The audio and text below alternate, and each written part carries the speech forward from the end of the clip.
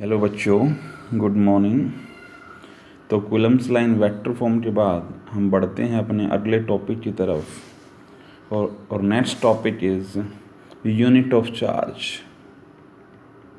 Unit of charge. तो charge की unit क्या होती है भाई? कूलम। चार्ज की यूनिट कूलम को हम यहाँ पर डिफाइन करेंगे और कौन से कंसेप्ट को उठाएंगे? उसी कूलम्स लॉ को हम यहाँ पर लेकर चलते हैं, जिसके अकॉर्डिंग दो पॉइंट चार्जेस के बीच में जो फोर्स ऑफ इंटरेक्शन है उसकी वैल्यू हमारे पास आ गई थी F। It will be equal to K times Q1 Q2 upon R², जहाँ पर K की न्यूमेरिकल वैल्यू आप जानते हैं कितनी? 9 × 10⁻⁹ और साथ में हम ये Q1 Q2 अपॉन R² ये रख दिया। अब यहाँ पर देखिए, अगर F की वैल्यू भी हम कितनी ले लें? 9 × 10⁹ न्यूटन ले लें और R की वैल्यू 1 मीटर ले लें, तो इन दोनों वैल्यूज़ को जब आप इस इक्वेशन में पुट करेंगे तो ये आ जाएगा 9 × 10⁹ it will be equal to 9 × 10⁹ और एक और वैल्यू यहाँ पर रखेंगे Q1 = Q2 = Q। मीन्स जो दो पॉइंट चार्जेस आप लेकर चल रहे हैं वो कैसे चार्जेस हैं? हमारे पास इक्वल चार्जेस हैं। तो यहाँ पर Q × Q और नीचे क्या आ जाएगा भाई? 1। तो यहाँ से 9 से 9 कैंसिल, 10 की 9 से 10 की 9 कैंसिल, और Q² की वैल्यू हमारे पास कितनी आ गई भाई? 1। तो Q की वैल्यू हमारे पास कितनी आ जाएगी? ±1। तो इसके बेस पर आप 1 कूलम को किस तरह से डिफाइन करेंगे कि भाई 1 कूलम दो पॉइंट चार्जेस उनकी वैल्यू 1 कूलम होगी अगर वो दोनों पॉइंट चार्जेस एक दूसरे से 1 मीटर की डिस्टेंस पर रखे हों और वो दोनों पॉइंट चार्जेस सिमिलर चार्जेस एक दूसरे को 9 × 10⁹ फोर्स से रिपेल कर रहे हों। अगर सिमिलर चार्जेज होंगे तो वही फोर्स रिपल्सन का केस रहेगा, और अगर अपोजिट चार्जेज ले लिए, मान लीजिए एक 1 कूलम का ले लिया और एक -1 कूलम का ले लिया, उस कंडीशन में ये फोर्स की नेचर कैसे हो जाएगी भाई? अट्रैक्टिव हो जाएगी। तो इस तरह से जो Q की वैल्यू हमारे पास ±1 आई है, तो अब इसमें क्योंकि एक पॉजिटिव है और एक नेगेटिव है, अगर एक पॉजिटिव और एक नेगेटिव आप लेकर चलते हैं तो उस कंडीशन में तो फोर्स जो है वो अट्रैक्टिव नेचर का होगा, और अगर दोनों ही पॉजिटिव लेकर चल रहे हैं तो फिर उस केस में ये फोर्स की नेचर कैसे होगी? रिपल्सिव होगी। तो ये कंसेप्ट था भाई हमारे पास किस चीज़ का? यूनिट ऑफ चार्ज का। इसके बाद नेक्स्ट कंसेप्ट की तरफ बढ़ते हैं और नेक्स्ट कंसेप्ट हमारे पास है डाइलेक्ट्रिक कांस्टेंट। डाइलेक्ट्रिक कांस्टेंट, या इसका दूसरा नाम रिलेटिव इलेक्ट्रिकल परमिटिविटी।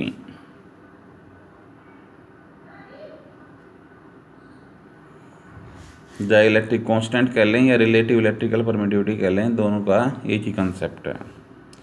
तो डाइलेक्ट्रिक कांस्टेंट, किसी भी मीडियम की डाइलेक्ट्रिक कांस्टेंट को किस तरह से डिफाइन किया जा सकता है? कोई भी दो पॉइंट चार्जेस आप लेकर चल रहे हैं, कोई भी दो पॉइंट चार्जेस आप लेकर चल रहे हैं, वो दोनों पॉइंट चार्जेस ये मान लीजिए हमने फर्स्ट पॉइंट चार्ज Q1 ले लिया, ये सेकंड पॉइंट चार्ज Q2 ले लिया, they are separated by distance r।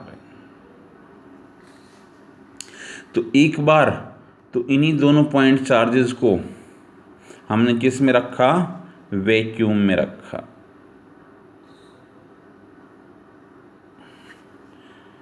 और एक बार इन्हीं दोनों पॉइंट चार्जेस को हमने किस में रखा, मीडियम में रखा।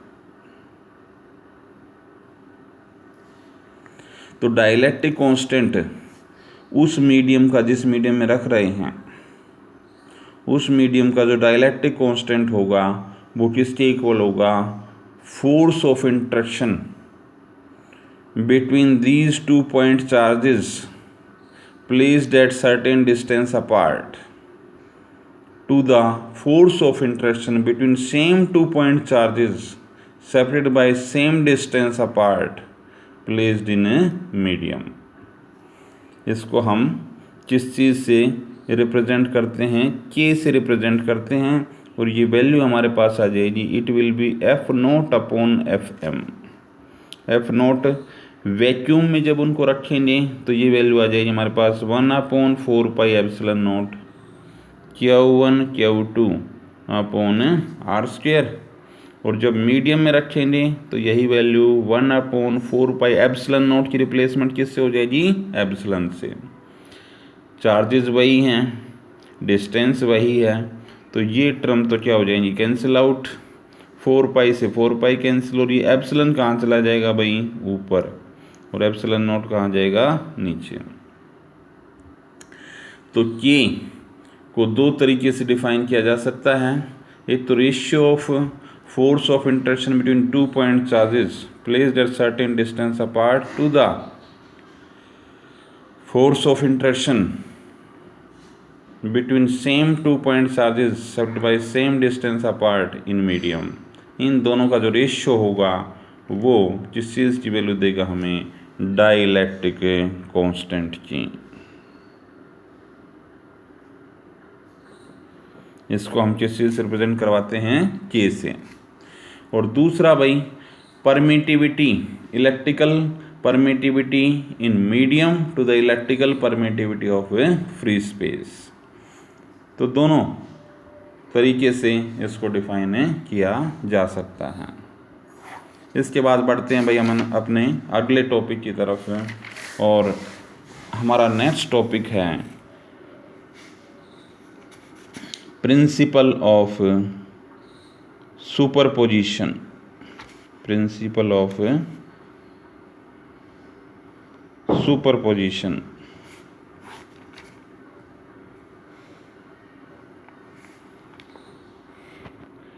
प्रिंसिपल ऑफ सुपरपोजिशन का क्या कंसेप्ट है भाई, अभी तक आपने दो चार्जेस को इंटरेक्ट करवाना सीखा, उनके बीच में किस तरह से हम फोर्स की वैल्यू निकाल सकते हैं बेस्ड ऑन कूलम्स लॉ। अब मान लीजिए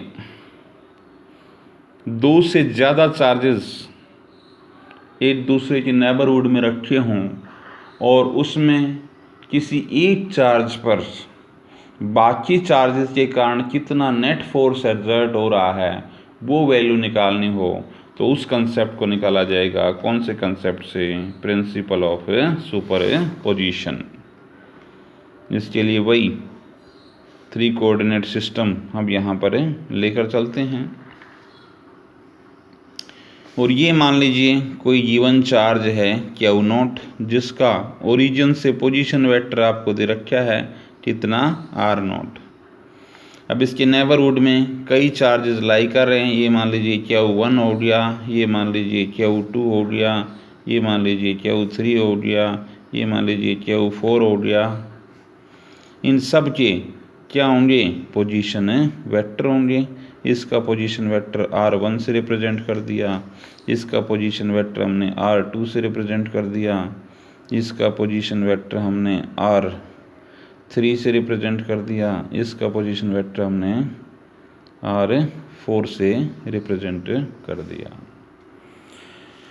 तो प्रिंसिपल ऑफ सुपरपोजिशन क्या कहता है, इस गिवन चार्ज पर इस गिवन चार्ज पर इसके नेबरहुड में जितने भी चार्जेस लाई कर रहे हैं Q1, Q2, Q3, Q4, ये सभी जो नेट फोर्स एक्सर्ट करेंगे इस चार्ज के ऊपर वो किसके इक्वल होगा, इनके इंडिविजुअल फोर्सेस का वेक्टर सम होगा।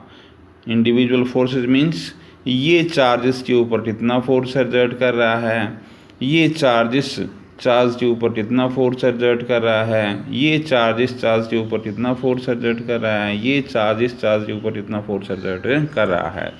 अब ये कंसेप्ट आपने कूलम्ब्स लॉ में स्टडी कर रखा है।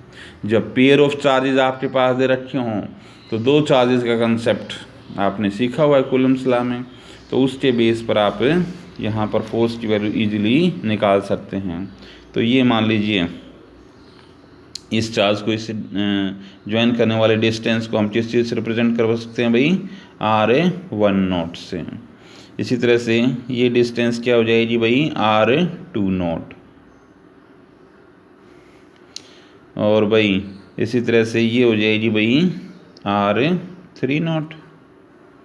विद एरो मार्क दिखाएंगे, इसमें डायरेक्शन का रोल रहेगा। और इसी तरह से ये डिस्टेंस दिखाएंगे भाई कौन सी, R4। तो अगर यहाँ पर इंडिविजुअल फोर्स की बात की जाए तो कौन कौन से फोर्स एक्सर्ट कर रहे हैं इस चार्ज के ऊपर, due to the effect of this charge, कौन सा फोर्स एक्सर्ट करेगा भाई, F01। इसकी वैल्यू किसके इक्वल हो जाएगी, 1/4 pi epsilon not Q0 Q1 upon किसका स्क्वायर, R10 स्क्वायर, और R10 यूनिट वेक्टर आ जाएगा। इसी तरह से इस चार्ज के ऊपर इस चार्ज के कारण कितना फोर्स एक्सर्ट होगा, F02, 1/4 pi epsilon not Q0 Q2 upon R20 square, और R20 यूनिट वेक्टर। इसी तरह से मान लीजिए हमने कितने n चार्जेस ले लिए, तो nth चार्ज के कारण फोर्स की वैल्यू कितनी आ जाएगी, 1/4 pi epsilon not Q0 Qn upon Rn0 square, और Rn0 यूनिट वेक्टर। अब प्रिंसिपल ऑफ सुपरपोजिशन क्या कहता है कि जो नेट फोर्स होगा इस चार्ज के ऊपर, उस नेट फोर्स को मान लीजिए हम F0 से रिप्रेजेंट कर रहे हैं, F0 से रिप्रेजेंट कर रहे हैं, तो वो किन का सम लिया जाएगा, इन इंडिविजुअल फोर्सेस का सम लिया जाएगा। तो F0 की वैल्यू हमारे पास आ जाएगी F01 plus F02 plus F03 up to so on F0n। तो इन सब की वैल्यू रखेंगे तो कुछ चीज़ें इसमें कॉमन आ जाएंगी। कौन कौन सी, 1/4 पाई एप्सिलॉन नॉट और Q0, और अंदर क्या बच जाएगा भाई, Q1 upon R10 square, R10 unit vector, Q2 upon R20 square, R20 unit vector, up to so on nth के लिए क्या आ जाएगा, Qn upon Rn0 square, Rn0 unit vector. तो इन सब को हम एक कंबाइंड फॉर्म में रिप्रेजेंट कर सकते हैं, और इसको फर्दर लिखा जा सकता है Q0 upon 4 pi epsilon not, और यहाँ पर एक समेशन लगा देंगे, और अंदर टर्म आ जाएगी भाई Qi upon Ri0 square, Ri0 unit vector, और I is equal to 1 to n। तो ये जो नेट फोर्स हमारे पास आ गया, ये गिवन चार्ज हमारे पास अवेलेबल था, उसके नेबरहुड में कई चार्ज वहाँ पर लाई कर रहे थे, तो वो सभी चार्जेस उस गिवन चार्ज पर कितना नेट फोर्स एक्सर्ट करते हैं, इसका रिजल्ट हम कौन से कंसेप्ट से निकालते हैं भाई, प्रिंसिपल ऑफ सुपरपोजिशन। इसका दूसरा नाम लॉ ऑफ मल्टीपल चार्जेस।